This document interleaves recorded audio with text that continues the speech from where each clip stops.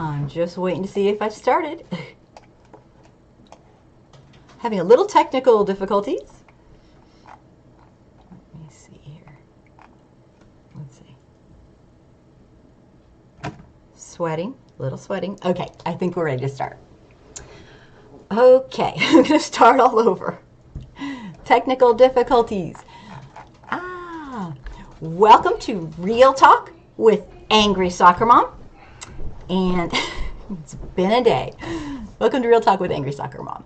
This week's discussion topics include anything you feel is newsworthy about racism, bigotry, and inequality in America.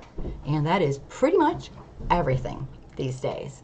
The show is meant to be an opportunity for viewers to speak their mind and also to serve as an educational tool for white folks to learn the truth about systemic racism in America. There's a lot to learn. And if you're watching right now on Facebook, that's excellent because that means I'm actually being streamed there. We're having some technical difficulties. Jump over to my YouTube channel so you can be involved in the conversation. I'm going to do a quick check. Seems like I might be on. So if you are watching, please jump over to my Angry Soccer Mom YouTube channel and say hello. Tonight's topic is a tough one, a really tough one. It's going to be about what I've prepared is the Amber Guyger trial, which is going on its third day. And about a year ago, I did a video on it in a live show. And I took some notes from it, and I want to show you later on so that you can see the before and after. It's very, very interesting. The before and after is basically like night and day. So if you're watching, say hello. Had kind of a rough start today with tech. And if you're watching on Facebook, come on to my YouTube channel so that you can comment and I will be able to see your comments. So I'm kind of started all over because of our tech problems. Before we start, I want to introduce myself. I'm Angry Soccer Mom, and I host this live show each week. And I run a number of online communities that include the Angry Soccer Mom YouTube channel. So if you haven't already, please consider subscribing to my channel. It's free. Subscription sounds like it costs money. It doesn't. It's YouTube. It's free. And ring the bell if you want to know when I have new videos. I have a bunch of announcements to make, all pretty decent. I am going to be doing another chat party for the next Democratic Party debate, which is scheduled for October 15th. And basically what it is excuse me, if you are watching it at home and you want to have a live chat, come on to my Angry Soccer Mom YouTube channel and tell me what you think and we'll have a conversation. It's been amazing. I've done about 3 or 4 of them and I've loved it. Everyone sticks to the topic for the most part and we have a nice conversation as we watch it. And some people who can't get it streamed can hear it through audio. They can't see it, but through my audio. So if for some reason you can't get it streamed, then you can still listen and jump in and talk about it. I'm still trying to get my discussion panel started, which will be a panel of everyday people who are brilliant and know a ton about the field, PhDs, master's degrees, people who are just brilliant from their own research, and people who have never really studied it, but they live it. So they have a PhD in life. And I will kind of step back and just kind of run it, but won't really be blabbing, which is probably good for all of us. So if you want to be in one of the panels, I'm going to start making a schedule and signing people up. But football has gotten in the way. Football is Monday night. Football is Sunday night. I'm like, football's driving me crazy. So the last announcement, so please sign up. Don't be shy. You do not have to have any credential. You just have to live life in America. And I'll tell everyone the topic ahead of time, of course. So if you're watching right now from Facebook, please come over to my Angry Soccer Mom YouTube channel because I can't do both comments at once for some reason, and I haven't figured it out yet. The last announcement before we get started, I have a new video coming out, and it's an interview with my friend Kenny. He and his wife wrote this book, and it's amazing. It's an extremely quick read, very, very quick, and very personal. And I did a interview with him, and it's going to be posted really soon. So I hope you watch it. And he's a man, a white male who's Christian, very devout Christian, and he lived in Mississippi. He was raised in Mississippi and in the South, and he had a lot to say about racism, white folks, and everything. And I loved his book, and I hope you do too. So that'll be coming out really soon. Now I will stop blabbing about all the stuff here for the announcements. Bakari, hello. Welcome to the Real Talk with Angry Soccer Mom show. Thank you. And hi, Brett. Thanks for saying hello. I'm happy to have you. The topics, if you're not a regular, are anything you feel is, important and newsworthy about racism, bigotry. Mr. F.S. Black, welcome, and inequality in America. And that's a lot of stuff. Tonight's topic I prepared one giant topic, and that's the Amber Guyger trial. It's a very emotional topic. The trial's been going on for 3 days, and Mr. F.S. Black, I'd like to give the book a read. Oh, that is so wonderful. I think you'll love it. I loved it. It was wonderful, and the video is going to come out, so I'll give some information. Brett, thanks for being. Oh God, are you kidding me? Never need to thank me. It's the least I can do is try or attempt to use my privilege to blab and get to people and help educate people, because that's so important. And there's nothing I'd rather do. Kenny, yay! Oh my gosh, he's the actual person I just showed your book. I don't know if you were here, and it's wonderful, and the video's coming out, and I love it. Oh, my pleasure. It was wonderful read, and I think everyone's going to love it. And we need, you know what? I'll just jump off of here for a minute, and just say, in my opinion, my humble, very privileged opinion, it is imperative that white folks, not famous people, well, them too, but I'm talking the average person, like me. I'm the average person, and I care that we open our mouths. I mean, I would love it if every famous person would take it upon themselves to educate everybody and say how important this issue of anti-racism is, anti-bigotry, and anti-inequality, but they really don't. I think a lot of white folks who are just average people, think, oh, well, I don't know anything, or I don't know what they think. I don't know everything. I don't even think I know half of everything. But it doesn't matter. All that matters is that you care and you're willing to learn. And I just want to educate people who, want to do something and want to make a difference and help. We're not leaders. We're not, saviors, but we're human beings who can, see that there's a huge systemic problem in our nation, and don't just watch it, do something. And if you mess up, you're going to mess up. If you're a white person trying to do anti-racism, I don't care how long you've done it. It's a lifelong venture, and we're going to mess up, and we're going to be embarrassed, we're going to be mortified, and you know what? We're going to live through it. Okay, I've messed up continuously, so I wanted to say hi. I'm going to make this a little bit bigger so I can see. Lots of tech difficulties today, but thank you so much for being here. Got it. And Anton is here. Hello, thank you so much. And Anton, you have been doing amazing videos, and I feel so guilty. I'm completely backed up. I have not gotten to them. I want to post them all over the place. His videos are, if you don't mind me just going on, they are images, and they're feelings, and they're good. Probably different than a lot of stuff you've ever seen, but they're fantastic. So I can't wait to do that. I'm just way behind. Lily, yay, I'm so happy you're here. I'm so happy to join. What was the author's name of the book? The author may still be here. It's Kenny Craven. I don't know if I'm showing or not. And his wife, and it's wonderful. And he's a devout Christian, a father, and an activist. And he is absolutely, oh, Anton, absolutely. And he is wonderful. And I did a video interview where he says it all. He puts it out there. And he's not shy. And he's absolutely spot on with, he just kind of gets it. And he lives in the South. I mean, he was raised in the South. So it's called The Sad Truth About Us White People. And it's really, really a great book.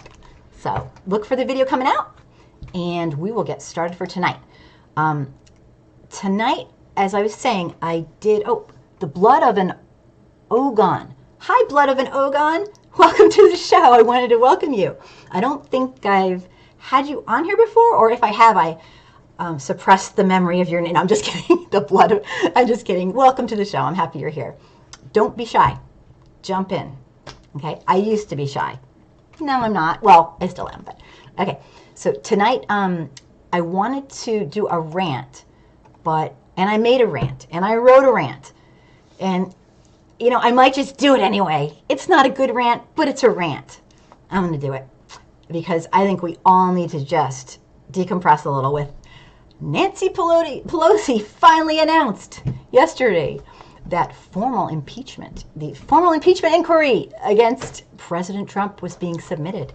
And to me, it felt anticlimactic. Like, okay, what about the first 5,000 things he did? Now, I understand he has to do something illegal, but there's a fine line between illegal, immoral, corrupt, and just being a really, really bad guy.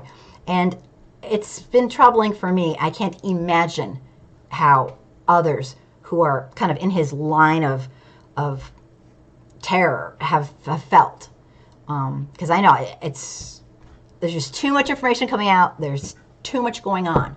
But she finally did it. And yes, I was thrilled that personally, this is just my opinion, that we're moving towards this. I mean, if nothing else, just let's make it about me. I want it on record. I want this sicko man's stuff on record. I want future generations to know what he tried to do, what he's trying to do, what he's done.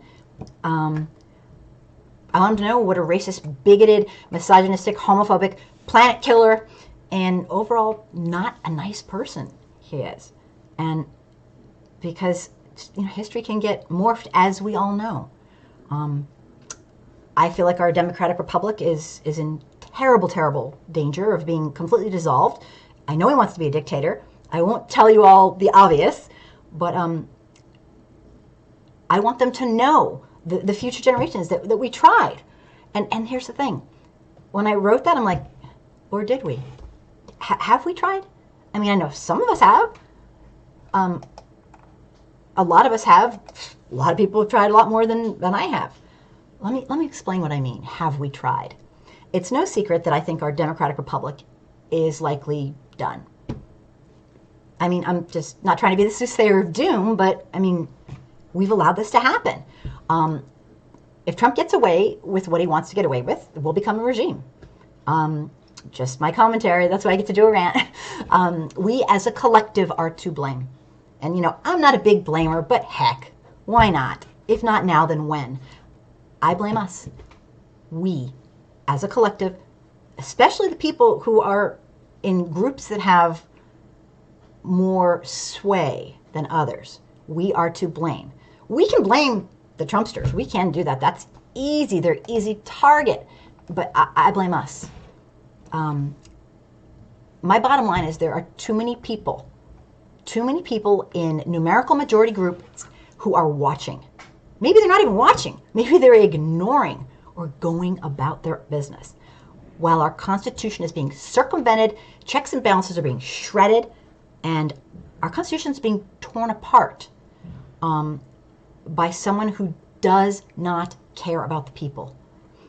I'm sorry, I think we have a mobster in the White House. And he truly believes he's done nothing wrong. We think freedom's free, but we're too busy to get involved. We're too busy to, care. We think it's always been like this. Capitalism has gone insane in America. And I need to tell you guys this. it was supposed to be this system of economics with checks and balances, not a lifestyle. So we've eroded our checks and balances. We've replaced them with laws that make the wealthy people wealthier, and it's not good. While everyone else works their ass off and tries to make ends meet, all the while blaming black people and immigrants and anyone else who's not wealthy and white for all their troubles. And our troubles are the wealthy elites. Not all of them. A lot of them care. I've seen video after video of wealthy millionaires saying, this is insane. It's just a handful and it doesn't take much.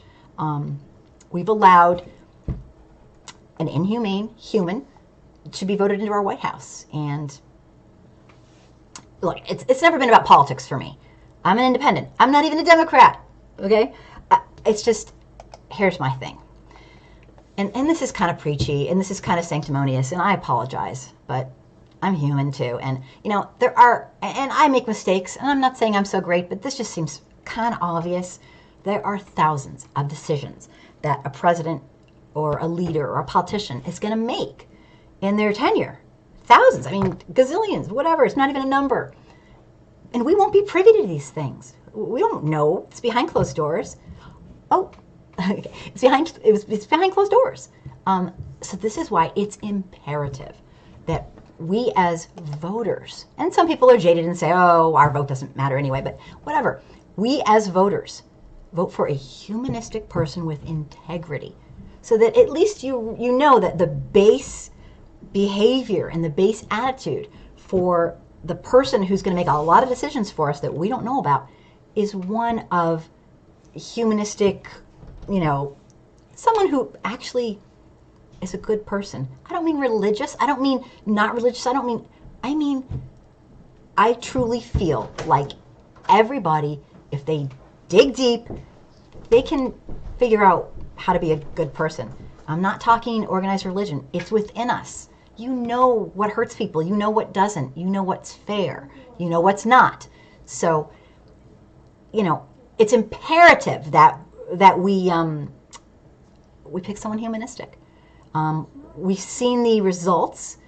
We've seen the results of not, and it's really, really bad. So we can vote selfishly, or we can, you know, vote for a person who's a good person.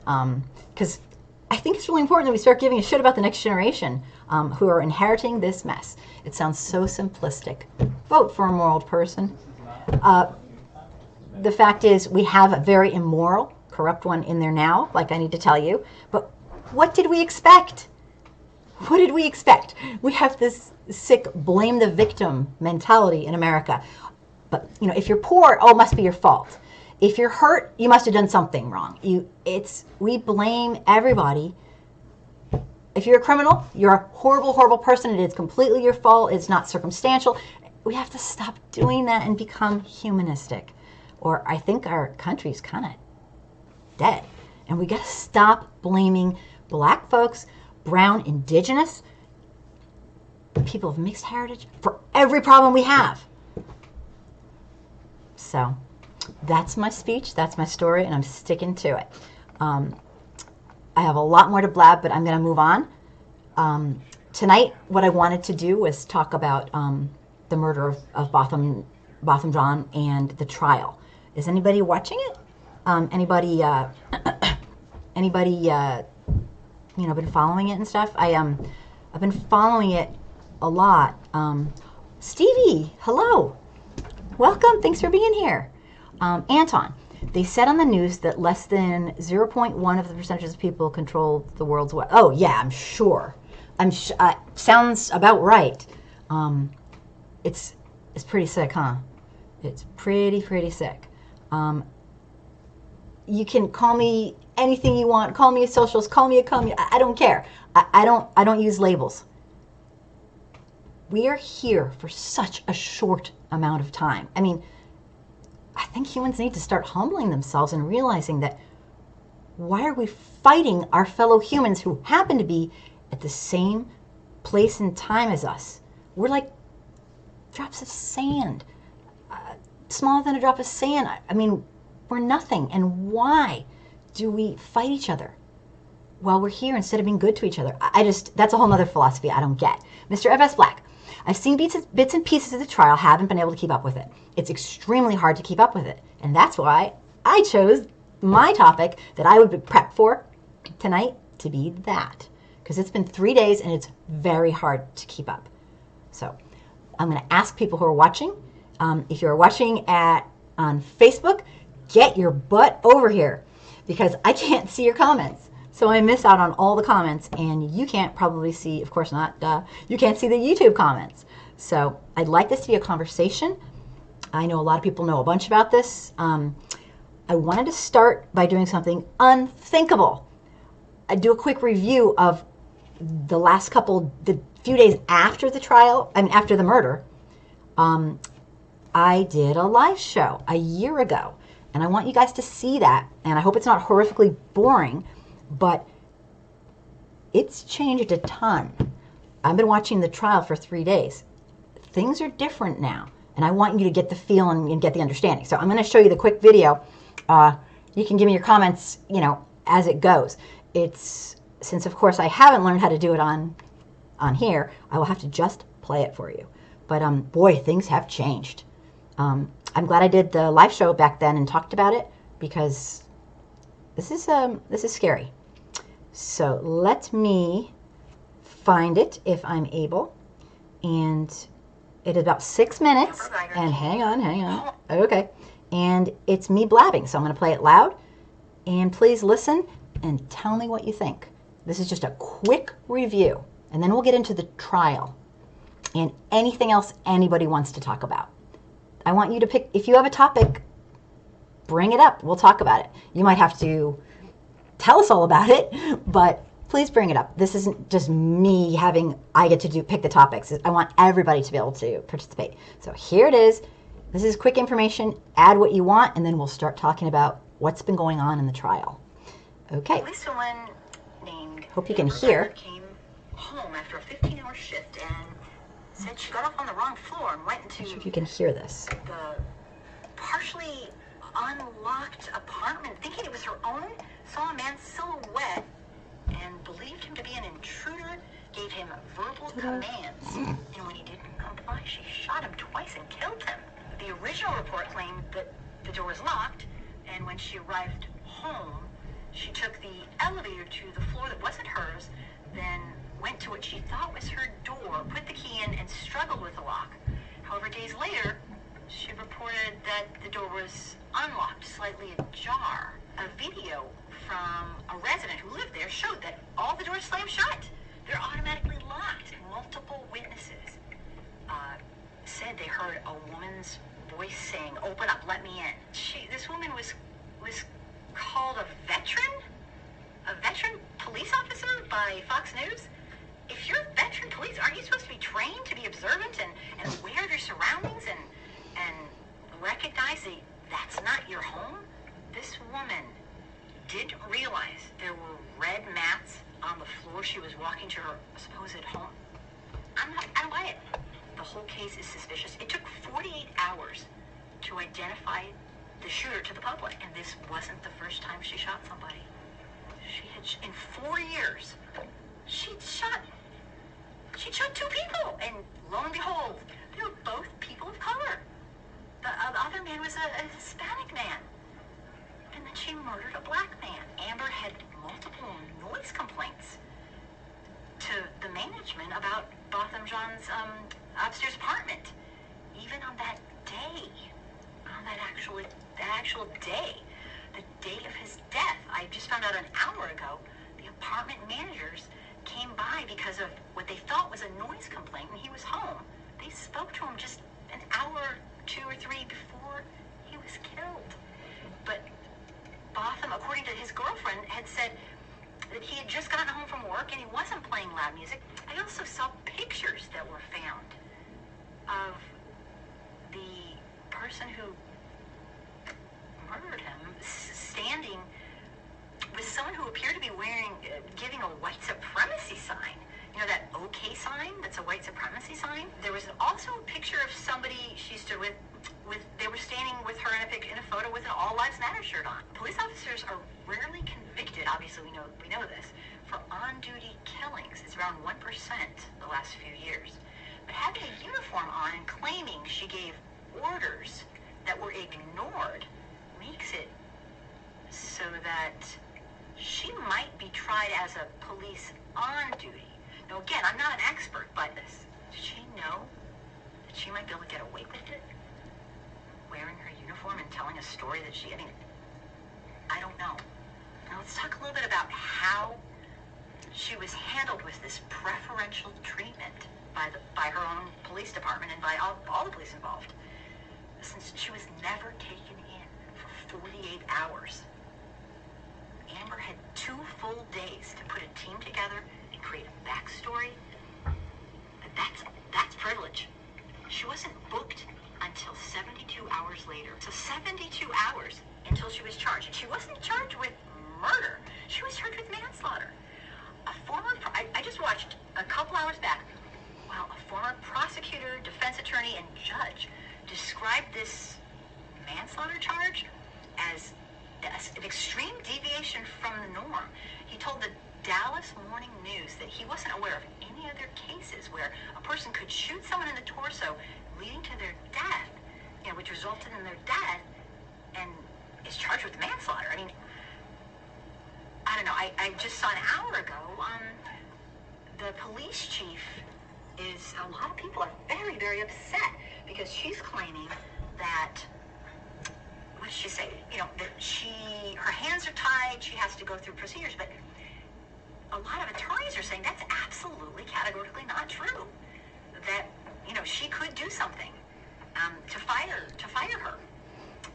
Because people are, why is she not fired? She got preferential treatment. I mean, she got white privilege treatment. And they gave her a chance to, pull a team together. In America, a black person's killed twice.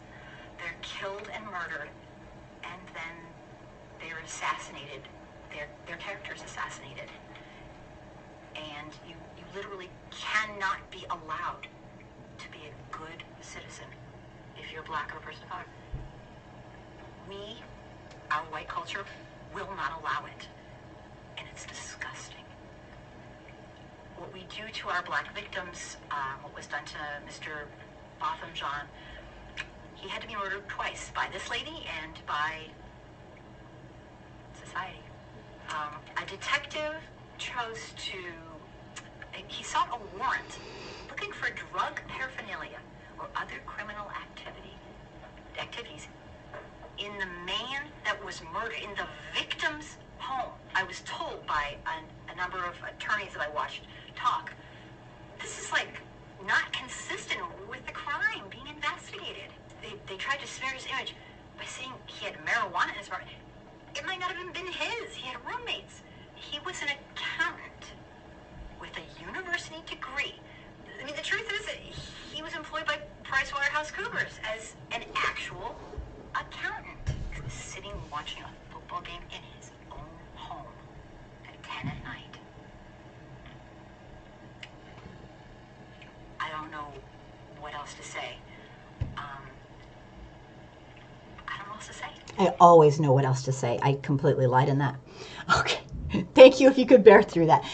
I needed to play that because it was a couple days after the murder, and that was what we knew at the time, approximately, if I did my homework. And I'm pretty sure I did because I've had that up for a while, and no one's, usually, if enough people watch it, they're going to say, that's not right. I haven't gotten anything other than decent reviews. But I'll tell you, what's going on now, whole different story. Does anyone want to add to that? And Larry, thank you so much for being here. Sorry you had to come in normally I don't play a video during it, but you know what? Things happen, and I wanted to do a quick review because we're going to go over some of the stuff on the trial, on the last 3 days of the trial. And I'll tell you, it is not good. Anton, thanks for being here. Anton, it was a satanic murder under the direct order. Yeah, I don't think she'll see a day of prison time. And if that was any regular person, this would be a capital murder case. Yeah. Oh, thank you. Thank you, Larry. Oh my gosh. You'd be my new best friend. Thank you. So that was what I did a year ago on the case. And it was during our live show, so I kind of cut a bunch out. It was during like a 2-hour live show. But so that's kind of what's going down. I don't know. Things, it's very hard to follow. So anyway, I'm going to start talking about it. Jump in. I want your opinion. If you know anyone who would like to catch up on this topic, bring them on in. If you're watching on Facebook right now, come over to YouTube, because I can't see your comments because I can't stream both comments at the same time. So come over. It's called Angry Soccer Mom. You just have to come on to YouTube. And if anyone feels comfortable subscribing, it's free. It sounds like, you know, a paid subscription, but it's not. It's YouTube. It's free. Please subscribe and watch my other videos. If you want to support what I'm doing, it's basically trying to educate white folks in America and help to use my privilege to you know, support real equity in America, which is kind of scary because it's not a good place to be right now with this nation. Like, I need to tell you.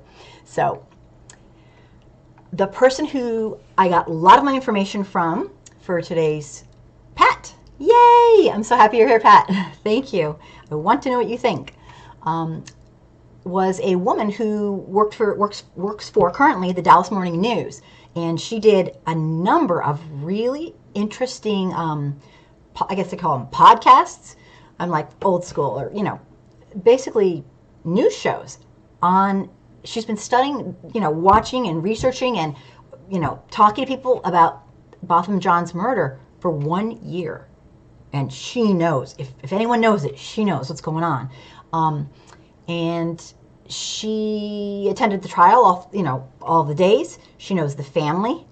Thanks, Pat. I'm okay. I'm happy to have you here. I'm happy that everybody's here. It's been a rough day. She attended the trials. She's a really, I loved her stuff, and I'll definitely give you connect you guys with her, because she's going to be doing the trial, I believe. Poor lady, she's going to be doing it every single day, watching the whole trial, going home, doing a write-up, and then doing an interview. So far, she's done the first 3 days, and it's been good. So Monday, September 23rd, was the first day of the trial, accusing Amber Guyger of murdering Botham Jean in his apartment. If you're not familiar with the case, it's incredibly disturbing, to say the least. I'm going to outline what I did with this video, was just outline at the time what we knew was happening, to the best of our knowledge. There's a gag order on, well, the trial's on now, but before there was a year-long, I don't actually know how long it was, gag order on both the people, both sides. So we really don't know a ton. I'm going to outline what I do know and what I've learned, and I'd love for you to jump in and say what you want to say. And I will read it. Just a quick review. Amber Guyger was a Dallas police officer who had gotten off a long day of work on a shift on September 6th last year, and she was returning home to her apartment building in Dallas, Texas, and was still in her uniform, and she arrived there, got out of the car on the wrong floor. She lived one floor beneath Botham Jean, and I'll talk more about him. Guyger found her, fired her police weapon at the man she thought was a stranger in her apartment, hitting him in the chest. She went in the wrong apartment. She was on the wrong floor. That was not her apartment. Guyger told officers that she thought she was in her apartment and that Jean was, Botham was an intruder in her apartment. Within days, the news of Botham's killing had the nation outraged. Understandably, the climate we're in right now is awful. The culture we're in. Texas Rangers filed a manslaughter charge against her, but a grand jury indicted her for murder instead, later believing that Guyger intentionally killed him. And I'm not making these words up. This is from facts from the jury and from the reporter, the Dallas reporter that I'm speaking of. The culture in America was already at an all-time, for our generation, all-time divisive high. And from decades of unanswered systemic racism and abuse, which I personally call crimes against humanity, ongoing. My opinion, some people won't agree with me, but I think that we could have been in, much worse of a state for this kind of thing to happen. With Trump being a white supremacist in our nation, as the president of our nation, it's, and that's just a fact to me that he is a white supremacist. I don't debate it with anybody. It is what it is. I like to speak the truth. I try to do my research. Jump in if you have anything to say. With the Trump administration's overt promotion of white supremacy as like the new norm, unanswered police shootings of unarmed black people who are existing while black, that's what I call it, existing while black, police essentially getting to murder with impunity. 1% of people are charged who are police officers who end up, killing somebody, an innocent person, and the law is kind of interesting. If you look back at the laws that allow police to do this, it kind of makes sense. I don't want to get into it now. I did a live show on that. I researched the laws. There's just too much to research. Guyger's story changed continuously during the days just after the murder. As you heard on my little summary video, she was given preferential treatment. She wasn't taken in. Within days, and this is just the review, within days, the story of how a white police officer entered a black man's apartment and killed him had sparked outrage in the community, and community that's already, Linda, hello, thanks for being here, a community that's already endured tremendous racial abuse over such a long time. People wanted Amber Guyger fired. And so they had to the protests were building, and the police chief seemed to be making excuses, of why her hands were tied, and there was just so much going on. But on September 24th, the police chief of Dallas department finally fired, Guyger, citing adverse conduct in the shooting of Mr. Botham Jean. There are a number of reasons that the case got attention, which are all kind of obvious. This unarmed man is in his own apartment, and he's killed while watching football and having some ice cream. Our homes are supposed to be where we're safe. Linda, it does go to waste. So sad. Racism has many faces in society. Makes me want to puke. Yeah, absolutely, Linda. It's overwhelming. And we as white folks, our job is to educate ourselves and then get our asses out there and educate other white people. Not to be saviors, not to be heroes, but because we're humans, and humans don't just see something horrific or are born into something horrific and go, I didn't do it, so, you don't just sit and watch. I mean, you just don't. That's not humane. That's not human. So we gotta pull it together and educate it's not going to happen from the bottom down, like duh, right? It's going to be, from the top down. It's going to be bottom up. So we got to do this. So there is a gag order in place that prevents the prosecutor and the defense attorney on this case. Right now, we're back to current, from talking to anybody.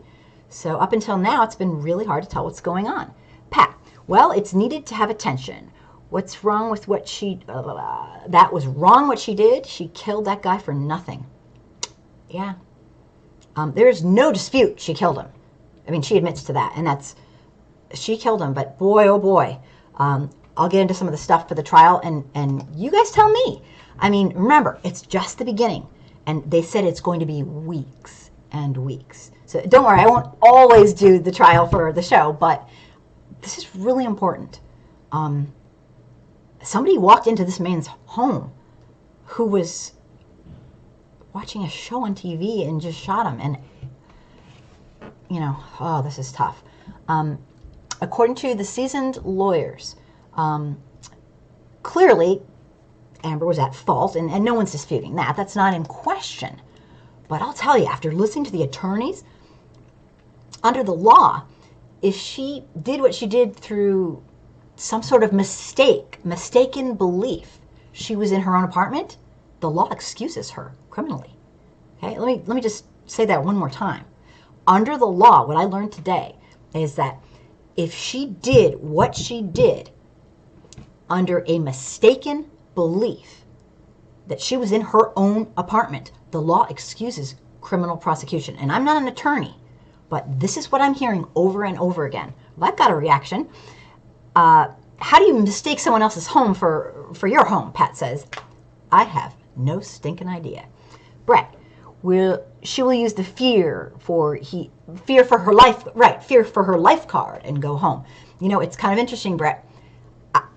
My reaction exactly. She's going to play the white tears, the historical white woman card. So far that I am not an attorney. I have seen 3 days of this trial. I'm not experienced, but can I please say, I don't think she's going to even have to. And that it's just, we'll see. But boy, oh boy. You guys tell me what you think. This is just going to be kind of a rehash of it. And the term is called mistake of fact. And it's generally referred to a mistaken understanding by someone as to the facts of the situation. The mistake results in the person committing an illegal act, but the mistake of fact is a defense to a crime, where a mistaken belief, if it were true, would negate the person's mental state in the crime element. So basically, it's saying they made a really horrible mistake if they really thought what they say they did. I mean, you guys know how racism is. Covert is just, so tough. I watched some of this trial and heard about it, just going, oh my God. Linda, yeah, poor pitiful me, BS. Pat, anytime they are dragging this trial, she will get off with it. Just you wait and see. Yeah, I came home and said, you know what, I think I'm going to let her off. It's been 3 days. There's tons of information. And don't get me wrong, there was damning information in the first couple days. But boy, oh boy. Well, just tell me what you think and listen. And jump in, and I want to know. I can't even believe this. I mean, but I do. Welcome to America, where some groups of people's lives are just more important than others. And you know what? I'm not just talking about this case. I'm not an expert. I've been around for, I'm not going to tell you how long, but a really long time. This is nothing new. The circumstances might be a little different, but this is nothing new. This is who we are. And this is the status quo. And that's why we have the president that we have right now. And yes, I get he didn't win the popular vote. I get that. But he won enough people's hearts enough people were, they were okay with letting his racism slide. Enough people were okay with it. And that kind of says it all, I think. Comments. Brett. And when she gets off, racist white people will reference OJ. Oh, of course. Of course. Of course they will. This will be ammunition. But it's kind of funny. When I talk about this kind of thing, I keep forcing myself back to the folks who do nothing. The overtly racist ones, it's awful. They're disgusting. I mean, I don't get it. I don't pretend to get it. They're beyond help. It's the 90+%, probably much closer to, 98% of folks who have privilege and who are just too busy to give a shit. That's who I really just take issue with. People who just, they're too busy to really learn about it. And racism's over. We had a black president. My ancestors didn't own slaves. It's just appalling. And anyway, sorry, this is emotional for me after watching the trial and hearing the God, it was awful. Linda, hell, I'm white and I never got off of any crimes, but I own my shit. I know you do, Linda, and that is what I love about you. And if I did it, my hands up, owning my bad. Yep. And that's the thing. Brett, great point. And she knows that too. You could have. That's the difference. You're doing the right thing because you're an honorable person. And that's what everyone should be doing. Yeah, racism is just all over the place today. Tell me what you think, guys. I want to know. It's not called Real Talk for nothing. I want real talk. No bullshit. Say what you think. I think you know what I think. I think we have a cultural problem that's morphed into just, our culture is one of absolute 100% greed. We really, truly give a shit about ourselves and no one else. And I don't know how it used to be, but I just live now. But it's destroying our democratic republic. And we're here now, so we got to deal with it. Linda, but I didn't. Absolutely, Linda. Linda, you did not. And I think his point, understandably, is that that's the weirdest thing. Like, people say to me, and I know you get it. People say to me, "Oh, thank you so much for being supportive." Thank me. It's called being human. But here's the catch. I don't have to. I can take a day off. I can take a week off. I could take the rest of my life off. That is my privilege. I don't have to. I can quit anytime I want. And that says it all. So I hope I'm explaining that right. I know he wasn't jumping on you. He was just saying the whole catch, and it says it all, is that you could have. And that's the privilege. Okay. I hope I'm explaining it right. I don't want to talk for anybody. Linda, I understand I was raised in the streets to our own shit. I agree. No, I know you agree, because I know Linda, and you are an amazing person. Brett, Linda, I'm just saying you could have, but I'm glad you owned up and understand. And she does. I mean, not to speak for you, but she's awesome. And Brett, you are too. Thank you so much for your comments. This is what I want on this live show. I want real talking, not like, oh, let's all be proper, whatever. This is real. This is life. Pat, Kim, that's right. No bullshit. Hey, I'm allergic to bullshit. Pat, I might actually be allergic to it. Okay, I swear to God, I used to be like really, really shy. Like my whole life, basically. And I turned a certain old age, like a certain, I'm not going to mention numbers. And I think I had my lifetime fill of bullshit. And I was done. It was the weirdest thing. I should research that. But I just, all of a sudden, I was like, you know what? I'm done. I'm not putting up with shit anymore. It's so strange. I still do a little bit, but not as much as I did. Great conversation. Thank you so much. That's what this show's for. Charlotte Man, Chariot. Sorry, I'm like, Chariot Man Gaming. What's so sad is because of racism. Now this, I swear I can read it, is chasing Black America to leave America. And this is a country where our ancestors fought for. Yeah, I mean, and built. And I don't know who's, maybe elaborate about the chasing people to leave. But I know 3 people personally that are my friends who left. They're Black people, African American, Black, Indigenous. They left, and I don't blame them one bit. I think they finally, and I can't speak for them, but they came to the conclusion that basically this country is not going to stand up for them. They're never going to be able to have what they deserve and are owed, because it's human and civil rights. Liberty and justice for all just won't be for them, and they thought, you know what, I'm out. And if you can do that, that's awesome. Brett, Chariot Toronto looks really good. Oh yeah, oh my gosh, I heard, and you have to tell me, Brett, if this is true, if you know, I heard this on so many places that I swear I think it's true. During the election, it kind of cracked me up. It's because it's so pathetic. That the American embassy in Canada went down. dropped all calls because it was bombarded. It could be urban legend, but I'm pretty sure I checked that out. And Kim, you're not old. Oh, I have you fooled. I kind of am, but thank you. Cherry Mangini, Black Americans are definitely indigenous to America. Yep.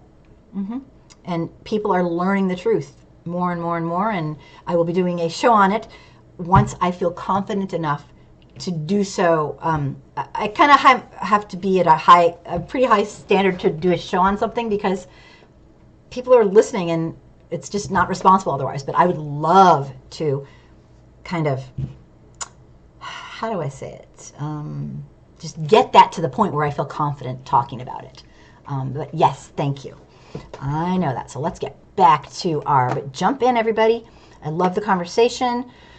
So this whole legal thing, this legal mistake of fact is going to play a role in this trial. There's a natural inclination, these attorneys I was watching, they were saying, to want to hold somebody responsible. I mean, that's a man, an innocent man, and a really, really great man, from what people who know him, an amazing man. Not that it should matter. He could be able to be anything, and he should be able to be killed. But a really good guy was taken. And it's, oh my God. I mean, this could have been you. This could have been me. This could have been anybody. And people naturally want to hold somebody responsible. Especially in emotional situations where the death of an innocent person is being, discussed. It's just beyond heartbreaking. But here's some important points of the law that make this case kind of... The criminal courthouse determines whether there was a crime committed. Fault is determined by civil courthouse. And that's something I really didn't quite grasp all the way until today. We are not in this trial going on to find fault. We know whose fault it was. She killed him. It's to determine whether a crime was committed, and that sounds absolutely insane, but I'll delve into it and elaborate further. I've been listening to these attorneys, a bunch of them, and kind of repeating what they're saying. The Jean family, Botham's family, has since filed a federal civil lawsuit against Guyger and the city of Dallas. That will be a whole nother, oh boy. But I'm sure you guys probably know about that kind of thing. Is Amber Guyger's shooting of Botham Jean a crime? Is it a crime? That's the question. Nothing else. And when you look at it that way, wow. Her attorneys are expected to argue this, that she did not commit a crime. You heard me. Her attorneys are expected, and I don't know what they're going to do, it's only been 3 days, to argue that she did not commit a crime. She made a mistake. And this is where it's believed her attorneys will go. And I don't even know what to say. I don't even know what to say. We'll find out. I hope I'm wrong, and I hope that it's just extremely one-sided, and that the truth is, I just want the truth to come out. Personally, I just want the real, pure truth. I want the truth to come out, probably like everybody else. Let me see. Brett, Kim, I was born in Toronto. I was born. I am really having visual problems. I was in Toronto on vacation, and not once did I feel like I didn't belong. I'm not saying there isn't racism there, but for 4 days, I was at peace. Brett, you aren't going to believe this. I had the incredible fortune this summer and I hope I'm going to put this right, because I don't want to insult anybody, and I'm not, to go to another country for the first time and actually live and not be sequestered in like resorts, but actually with the people. I went to the Dominican Republic, and it was one of the best experiences of my entire life. This is going to sound really weird, but I'm kind of a feel person, and Dominican Republic has a lot of black people in it. They weren't afraid of me. They weren't. It was like a totally different. It was just, I don't know what to say. Back me up here if I'm not explaining it right. It was like, not like black people are afraid of me, but I mean, my God, we've been systemically terrorizing our non-white people from the beginning of our country, from before the beginning. And it wasn't like that there. It was the weirdest thing. People were more like, oh, you're a tourist, more like that. It wasn't. It was just a different feel, and it made me just wow. And that's all I'm going to say. Pat, but thank you for Brett. I think I at least understand as much as I could, being a white woman in America, what you're saying. Research shows that there are two, for sure, definitely traceable, trackable, data-worthy things that we can do to become less racist, and that is to educate ourselves. But the other thing is to travel to other countries, and you'll figure out, oh my gosh, they're human just like us. It's like, wow, what a revelation. And people who travel, the more people travel, the more they become open. And that is just a fact, and it's been researched over time. And don't even fight me on it, because I will fight. No, okay, sorry. Getting carried away here. Pat says, yes, it's a crime. And Pat says, well, she should be held accountable. Hell, she killed an innocent man. Yeah. Pat, in that case, what about the cop who shot and killed the Australian woman? He is serving time for it. Is it fair to say he made a mistake too? Good point. Very good point.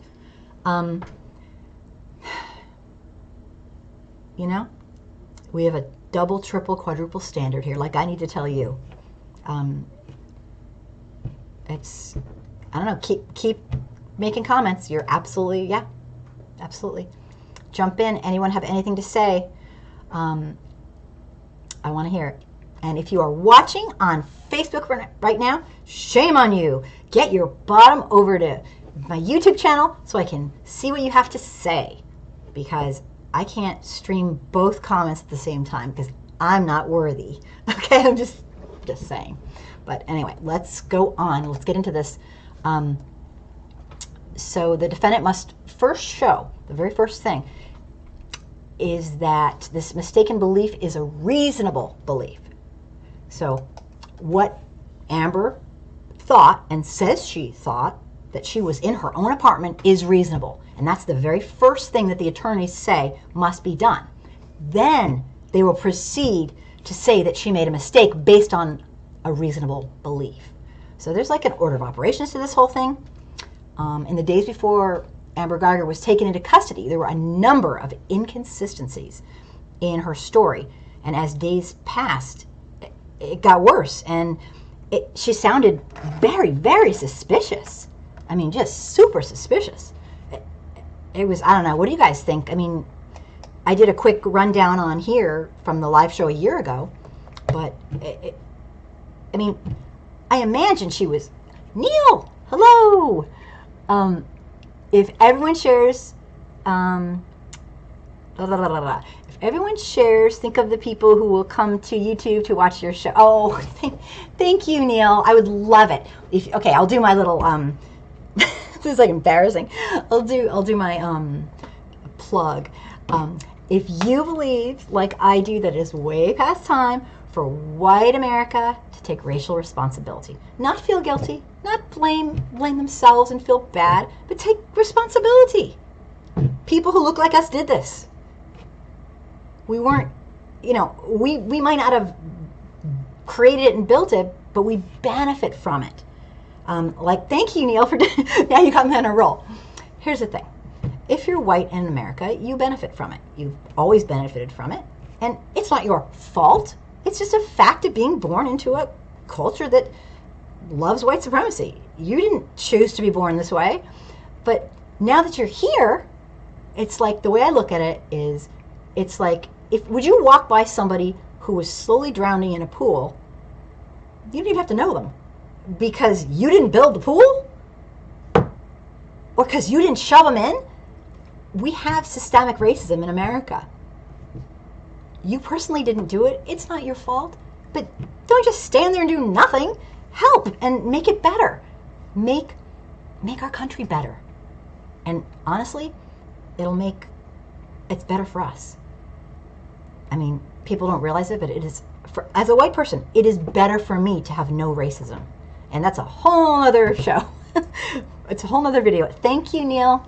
Thank you. And the only support I can get is from people who watch and who care and who get what I'm trying to do. And, if I get to one person, if my privilege allows one person to go, who is that lady blabbing? Maybe she kind of has a point. Then I'm not a savior. I'm not, Anyway, now I'm completely on a tangent. Pat, I see it time and time again how blacks are being considered being less and less in this country. It just confirms the 3/5 of a human thing that they had in the Constitution. Yep, I cannot imagine, Pat. And I study this stuff and I talk to people all day long in my online communities that I run, and I cannot imagine how it feels. I will never know, and I'm happy I'll never know, but I want to know so I can get it, so I can help in any way I can. Not because, I'm this great person. No. Oh, I'm this martyr. Oh, I have guilt. No guilt. It bothers me. It hurts me. I don't want to see this. I have a weird thing with justice. It's kind of psycho, but anyway, we won't get into that. Maybe I need to go, maybe my a therapist could help me. But I can't stand injustice. Ever since I was a little kid, I just can't stand it. And so I do this for me. I don't do this for anyone but me. It helps me. So that's all I have to say. Can we explain why they are the cynic? Oh my gosh, my favorite person. Just kidding. Can you explain why they were 3/5? Can I or can Pat? Pat will explain. Because I'm going to go on with the show. Pat, explain. Like, maybe the cynic. Are you talking about you don't know where he's getting that from? Well, maybe. No, you want me to explain? Well, I think right now it's not like a great time. He's talking about the Constitution, and I'm going to try to stick to the show, but I don't think they're 3/5. But that's part of our history. That is part of our history. So I don't know. Anyway, I'm going to go on because I'm trying to stick to the topic. And let me see. In the days before Amber Guyger went into custody, there were tons of inconsistencies. Did she get off on the wrong floor? Did she walk to the floor? Did she take an elevator? The door was locked. It wasn't locked. At first, the claim was the door was open, then the door wasn't open. So it's like really confusing. In their building, there's automatic locks. There's an automatic closing mechanism.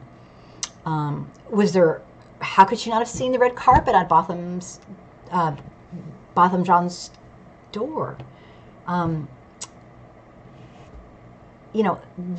There'll be lots of questions asked. This is the third day, and it's supposed to go on and on for quite some time.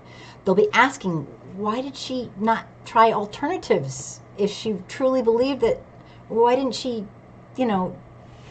try something? She went right to shooting. And honestly, one of the shows that we did a couple months back, we went over why that happens with police. And I can't speak precinct to precinct, but overall, it's really, really awful. They are mostly, because I just see the general statistics, they're taught to fire their weapon. And you do what you're taught to do. If you're taught to de-escalate, you de-escalate. It's like going to a surgeon for something and they do surgery. So they're going to say, yeah, I can do surgery. I mean, there are plenty of things that we can do to help train and professionalize every single police officer, and I know there's tons of professional police, but de-escalation is just huge. Such a huge thing. So this is going to be a big part of this. Pat, well, in the Constitution, you're going to explain. Before it was revised, the Constitution stated that black people were not considered human. It had in it that the Constitution said blacks were 3/5 of a human. Right. Okay. Thank you for explaining that. And I can go into more detail at another time or like personally. But thank you, Pat. Thank you. Okay. I heard an expert talk about the evidence that's already been submitted for the trial. Now, remember, there's this gag order, which we'll talk about later, that they weren't supposed to talk about it, so it's hard to get information. Evidence that's been submitted ahead of time was Amber's weapon, bullet casings, a projectile, thank you, thanks, Pat, a projectile object recovered from the autopsy. I have no clue what that's about, but that's what they said. Lots of photos from the crime scene and pictures of the door. And the door is going to be a main part of this too. One thing I wanted to say and explain, and I don't know if I'll do a great job of this, but please understand the spirit of which I'm saying this. It's imperative that cases like this be scrutinized to the fullest extent of the law and the fullest extent so that a real case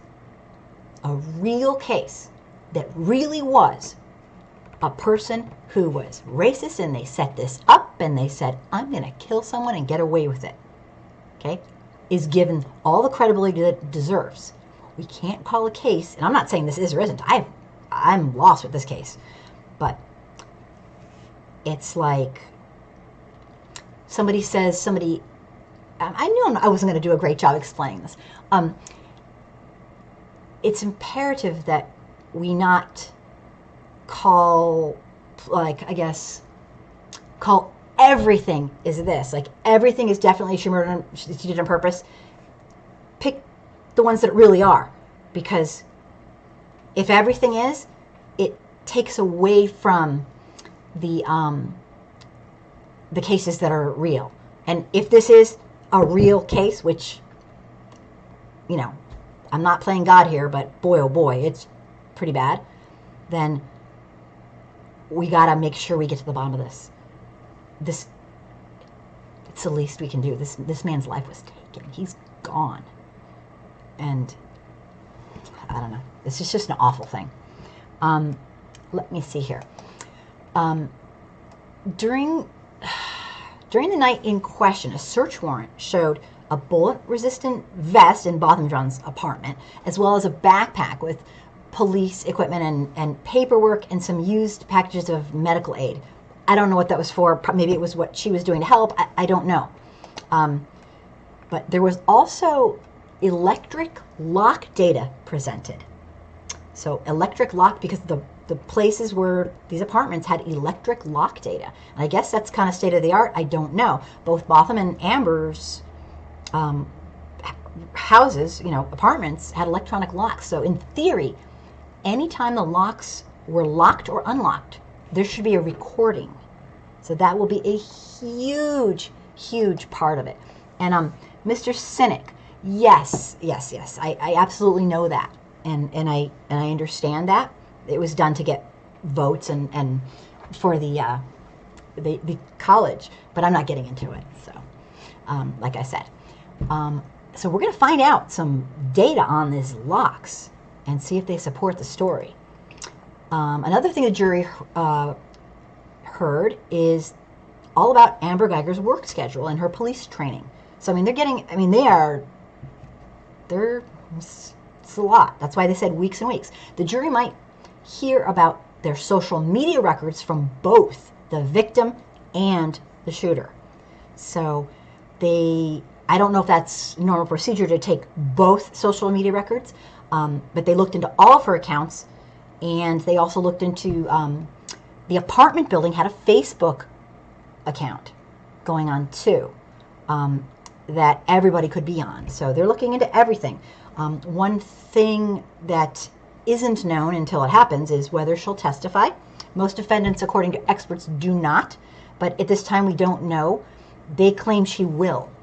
The defense has said she will. What do you guys think? I mean, I personally, oh my God, I want to like go up there and say, I would want to speak for myself and say my truth. I like to talk. What can I say? I mean, I'd want to defend myself if I truly was innocent. My God, I'd want to, but I know sometimes they don't. It's the defendant's only chance really to sway the jury to their side or to explain themselves.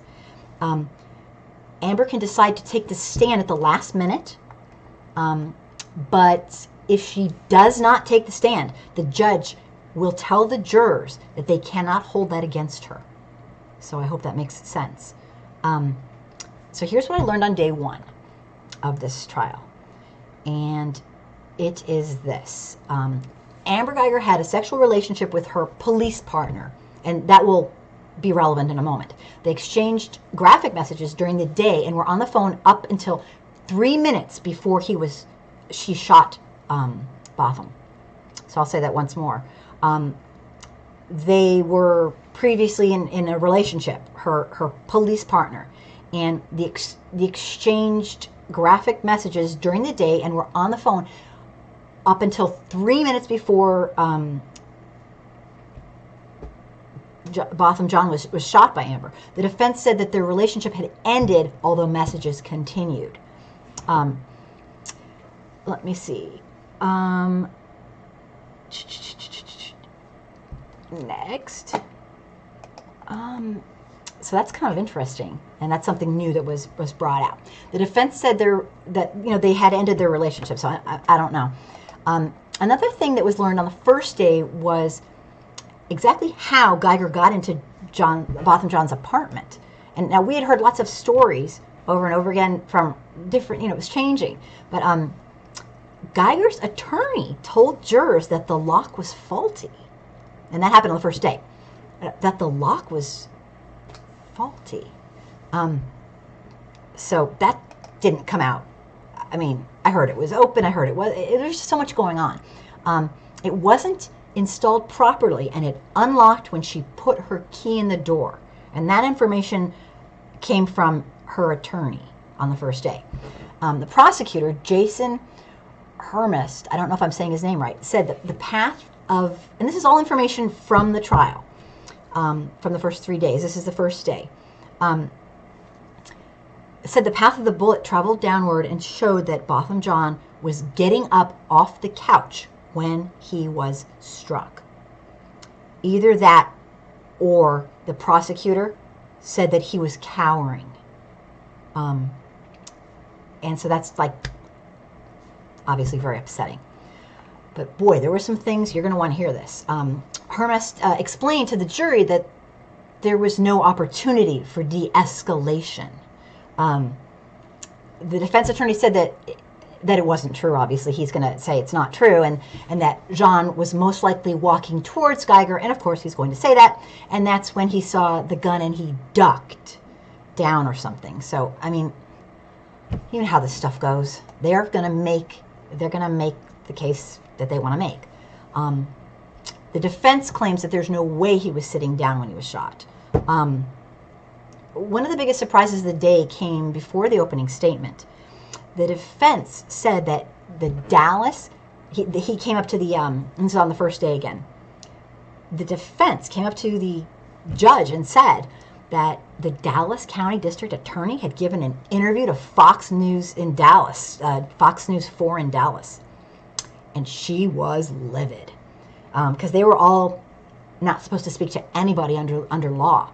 So the defense turned in the prosecutor. I guess the prosecutor gave a short, but it was an interview.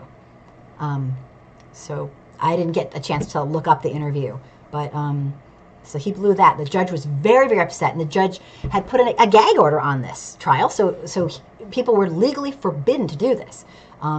But she questioned each juror individually before the trial started, and it didn't. They didn't see it. So But apparently, and I could be wrong, that's how the jurors got sequestered. Now they're sequestered. So, according to the woman who did the reporting, was at the trial, she said that the judge was pissed. Obviously, I mean, that's really bad. So, today, jurors were told by the defense, and today being the first day is what I'm speaking of, that she is going to testify. All right, so that concluded the first day of testimony. And remember, it's going to be weeks, and there's tons to talk about. But what I was thinking, the door thing, I didn't realize their doors record what's going on. We're going to get some serious information on the lock. If it's recording and working, it's going to tell us the moment everything happened. And this is going to come together. The second day, I just wanted to quickly go over the second day, was the body footage. Was shown. The officers got there before the paramedics, and it was shown to the jury on the second day. And you could hear the emotional. I saw the video twice. It was horrific. They're trying to save this guy. Anyway, it was really awful, and you could hear Amber saying over and over again, like, I don't know, she said it like at least a couple dozen times. I thought it was my apartment. I thought she said she thought it was her apartment. She said it over and over. I mean, she was panicked and she was freaking, obviously. The Jean family left before the prosecutors showed the video of their son's death. The 911 call was also played for the jurors. Unfortunately, there were some things a few mistakes on the third day. This is very interesting, and that's today. The third day was today. 3 neighbors of Botham Jean's took the stand. This is interesting. One who lived across the hall was coming home that night he was killed. And I don't know the exact circumstances, but he said he heard what he thought was 2 people talking. It seemed like they had met by surprise. 2 people who seemed surprised to have met. He testified that he couldn't make out what they were saying because they were speaking at the same time. And obviously he didn't know what was going to ensue. So he probably wasn't really, paying too close attention, I suppose. Brown testified that he had just met Botham Jean, for the very first time that actual day. He had a brief conversation with him in the hallway. He said that he had heard him singing before from his room. And he got very emotional on the stand. He had heard him singing gospel. And apparently he sang gospel a lot. And that this man who lived directly across from him had never met him till that day, the day of the murder. But he had heard him singing, because, they're in an apartment building. Something happened that was really sad. Judge Kemp asked to have the video played, and that's the judge that's presiding over this case. The video played where the police tried to revive Botham Jean, and she didn't realize the parents. She wanted it played again on the third day. The parents of the victim were still in the room, so she was extremely apologetic. I can't imagine how heartbreaking that was for them. They weren't supposed to, it's just common courtesy. She was very apologetic. The judge ruled something else on the third day, which was today, that David Armstrong, the ranger who was the lead investigator in this case, could not testify about where he believed Botham Jean was standing when he was shot, nor could he share his opinion about whether Guyger's reaction that night was reasonable or not. And there was a reason for this. She didn't let him testify in front of the jury today. She did not allow him to testify in front of the jury because the judge said that things had been possibly moved by first responders. He was going to testify something about where his shoes were located. I'm not sure exactly. But I just want to interrupt really fast. If you are watching on Facebook, because I can't tell who's watching on Facebook, please come over to my YouTube channel called Angry Soccer Mom and join in the conversation, because I can't stream both because I'm not worthy. Okay, I just don't know how yet to stream both, and when I try it, it goes crazy. So please come over to my Angry Soccer Mom YouTube channel and jump into the conversation. All right. Before the jury had, so let me see. Outside the jury's presence, when they were not in the room, Armstrong said he didn't believe that Guyger had committed a crime. Okay, let me repeat that. The jury did not hear him say that. But outside the jury's presence, Armstrong, who I just mentioned, was not allowed to testify for various reasons that the judge came up with. But he did talk when the jury was gone and said he didn't believe that Guyger had committed a crime. Remember, we discussed a crime versus being responsible for the murder. So remember, and if people are just joining, this is the only reason we're in criminal trial is to determine if a crime has been committed. Okay? And it's by a legal crime. So this is very strange. Civil court can blame, can impose responsibility, and whatnot. So if you're not sure what I'm talking about, once the video's gone, zoom back, because I kind of explained it legally since I'm not an attorney. But so he did not get to speak in front of the jury. But before the jury was sent out of the room, Armstrong did testify about how it was common, so he did get to say a little bit, for residents of the Southside Flat Apartments, where Botham Jean and Amber Guyger live, to get confused and go to the wrong apartments. So he did get to say something in front of the jury about that today. So they heard that it's a confusing place. And that's really sad. But it seems like it is a confusing place, because so many people said it was. It doesn't mean it is what it is. So they did hear that, and that was going to be brought up anyway. So Armstrong said he even had trouble determining which floor he was on while investigating the shooting last year. So, I don't know who Armstrong is. I don't know. I can't speak for him, but I'm just kind of saying it like it's from the trial, and I'm just going to say it like it is. Armstrong also testified Wednesday that the timing of the shooting, at the time of the shooting in the apartments, the building didn't offer many visual clues indicating which floor residents were on, and that is why. He is saying it actually is confusing to people, because I guess it really looked alike. Now, we all know about the red rug in front of his. We know some extra stuff, but it hasn't come out in the trial yet. The defense called the shooting an awful and tragic but innocent mistake today on the third day, while the prosecutors have questioned how Guyger could have missed so many visual cues indicating that that was not her house. During the cross-examination, Armstrong also came in and said that there were black little signs that were very small, that you could, this is what they're saying in the trial. Armstrong testified that he led a team that interviewed 297 of the 349 residents in the apartment complex. And 64 of those interviewed said they had walked onto the wrong floor before and put their key in a door. It is what it is. This is his the main investigator. He testified about the path of the bullet and what it said about Botham Jean's circumstances. So there's a lot going on today in this case, and there's going to be a lot continuing to go on.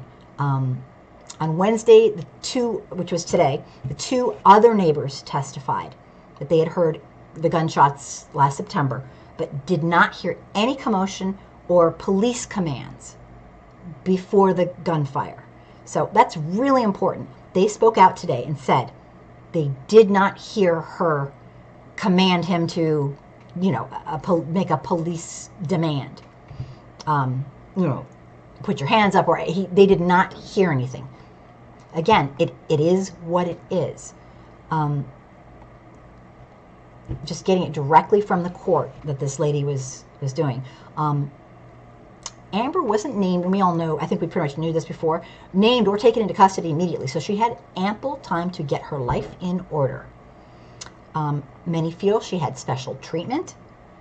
And this was not her first time shooting somebody. Okay?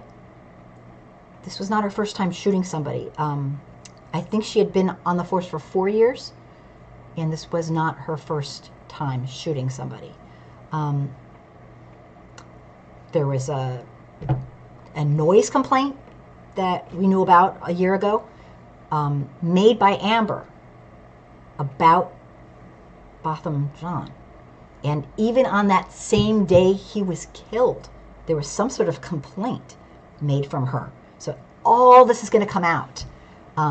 We know from a year ago, Botham Jean had a distinctive red mat at his front door. As many of us sadly know, when a black person is the victim of this and murdered, killed, they are killed twice. And let me explain for anybody who's not sure what I mean. First, they're killed, and then their character is killed. And it's sick, and it's very, very troubling and wrong. Police tried to make Botham out to be some sort of druggie by announcing that marijuana was found in his apartment after his death. Well, he had roommates, and give me a break. It's just ridiculous. It was unconscionable, in my personal opinion. They didn't mention he lived with other people. They didn't mention that, I don't even want to go there. It's extremely upsetting. The media hardly mentioned that he worked as a global accountant for PricewaterhouseCoopers.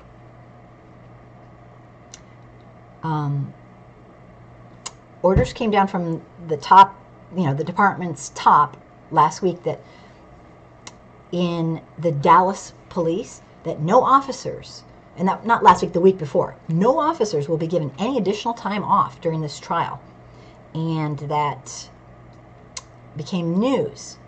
But it was another order given, they're expecting an acquittal. It sounded like, from the 3 articles I read, they are expecting an acquittal. And I don't know that for sure, but they are getting their police ready for a verdict that says she is innocent. It would seem.